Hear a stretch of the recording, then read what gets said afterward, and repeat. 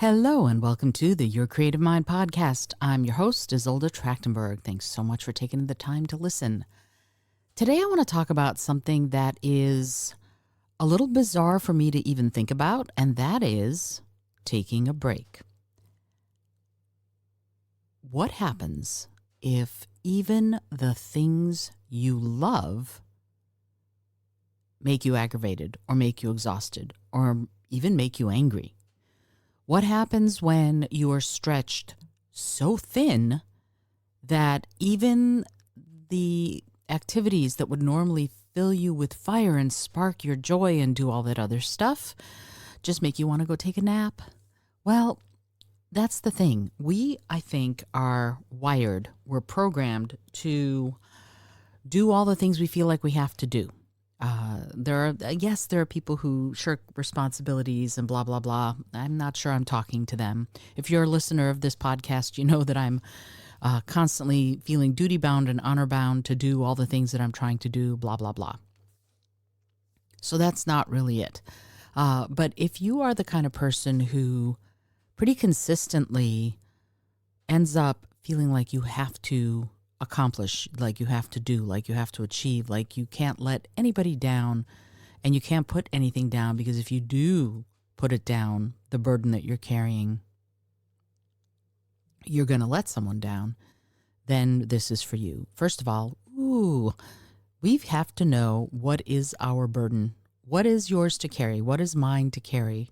Versus what are we carrying for other people that we think is ours to carry, but is actually their responsibility? It's an interesting thought, isn't it?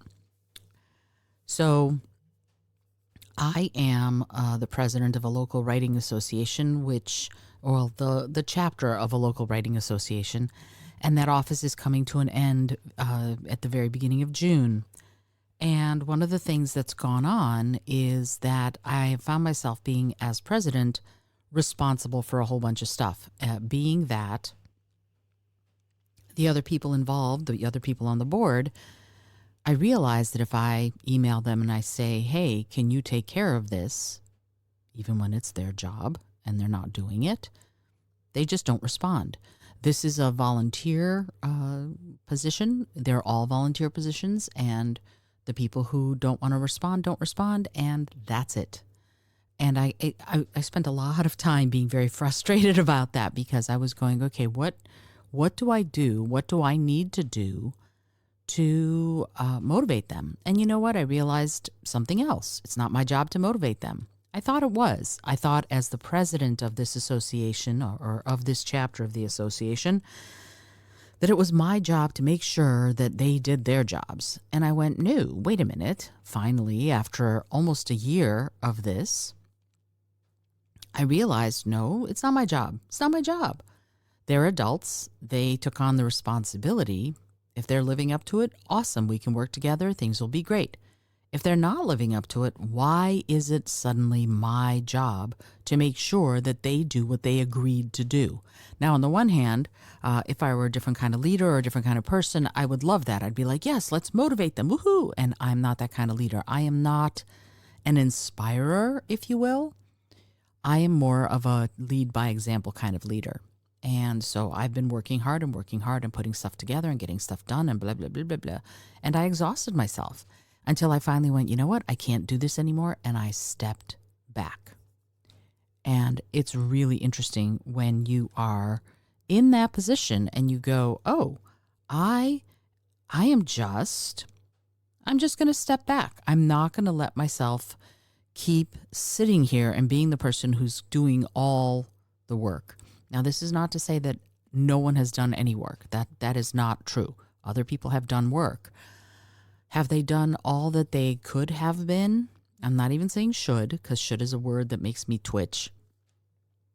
No, they weren't. They weren't doing everything they could have been doing to which they had agreed, right? And so I kind of was going, well, what the hell? What do I do? And I just kept picking up the slack, because that's my programming. I pick up the slack. If somebody's not doing what they're supposed to be doing, I end up doing it for them. And for a long time, I would just resent the fact that I was doing it, but I'd get it done by gum. And this time I went, okay, I'm just going to let the responsibility go. I'm just going to let it go. Uh, it's not my circus, not my clowns. That's it. That's my way of saying not my circus, not my monkeys. That does not involve animals. Not my circus, not my clowns. I'm not doing that. And I had to step away. But then, of course, I had to deal with the guilt feelings of stepping away. And that's an ongoing process because I know that I feel like, oh, this is my job to do. I should be taking care of X, Y, and Z, blah, blah, blah. If you know this, you're probably nodding your head in agreement right now. And it's not your job. I'm here to tell you, I absolve you of taking care of stuff that is not your responsibility. I absolve you. And what's more, I absolve myself.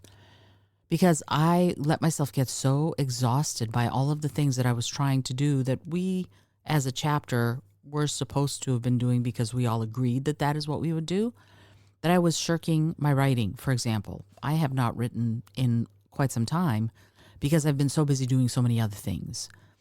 And I went, okay, this is crazy. I am not getting to do the thing that I'm enjoying the most.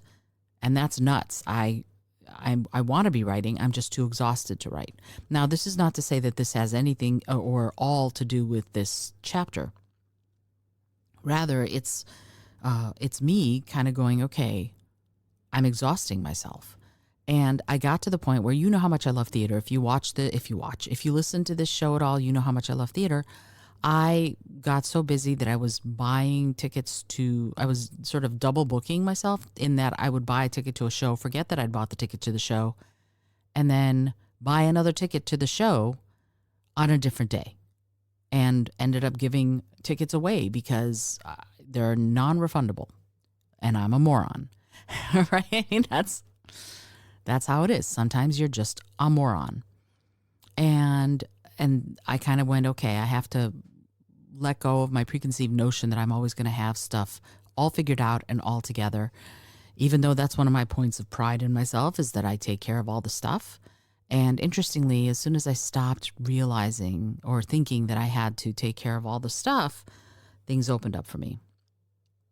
But I also had to stop trying to go to everything that I had committed myself to and went, okay, let's prioritize self-care. And that is ultimately what I'm talking about today is how do you, when you are an overachieving type A personality, run until you're empty, hair on fire kind of person, how do you prioritize self-care? Sometimes you get to say no. Sometimes that's what you have to do. You have to go, you know what? I am not going to make myself bananas about this because I need to prioritize taking care of all the things that I want to be taking care of and not just all the things that I have to be taking care of. And that is amazing. So this is a short, sweet episode, but I just wanted to sort of give you that. Please prioritize yourself. You have agency over your life. I know it sometimes seems like you don't, probably often seems like you don't, because so many times we make decisions based on making things just a little easier on ourselves rather than on having a goal that we're actively working towards. And I'm here to tell you that there is something to be said for stepping back and going, I might have to give up something really important in order to get agency, in order to catch a break. You might. It's true. It might be painful. And other than, a roof over your head and food on the table and clothes on your back, ultimately everything else is negotiable. So I'm encouraging you to think about that. What is the most important thing, and what are you doing to work towards that most important thing? And what else can you say goodbye to? What else can you release so that you're only working towards the things that are super important to you? That's it. That's the episode. Hope you enjoyed it. I'm Izolda Trakhtenberg for the Your Creative Mind podcast, reminding you as always to be curious, be creative, and most of all, be kind.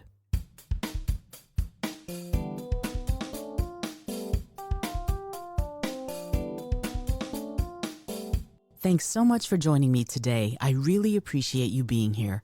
Please subscribe to the podcast if you're new, and it would mean the world to me if you told a friend about it. Today's episode was produced by Izolda Trakhtenberg and is copyright 2025. As always, please remember this is for educational and entertainment purposes only. Past performance does not guarantee future results, although we can always hope.